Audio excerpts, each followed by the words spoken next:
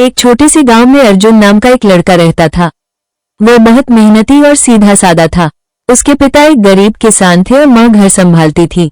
गरीबी थी लेकिन प्यार बहुत था। अर्जुन का एक ही सपना था, अपने माँ बाप को खुश देखना।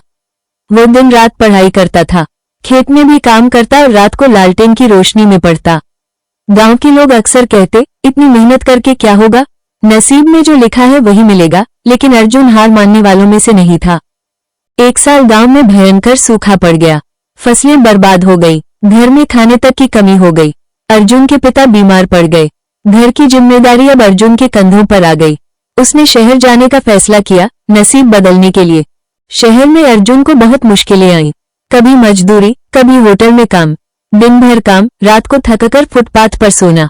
लेकिन उसने हार नहीं मानी। धीरे धीरे उसने कुछ पैसे जोड़े और घर भेजने लगा। माँ की आवाज फोन पर सुनकर ही उसे ताकत मिलती थी। एक दिन अर्जुन को खबर मिली, उसके पिता अब इस दुनिया में नहीं रहे।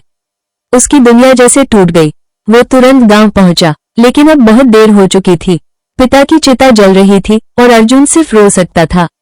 उसने खुद से कहा, काश मैं पहले आ जाता। अर्जुन ने सोचा अब वो अपनी माँ के साथ रहेगा, लेकिन नसीब को कुछ और ही मंजूर था।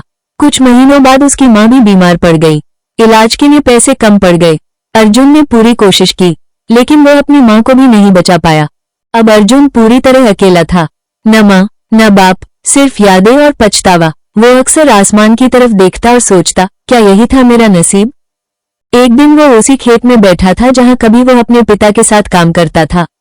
आंखों में आंसू थे, लेकिन दिल में एक सच्चाई थी, नसीब का खेल कोई नहीं समझ सकता।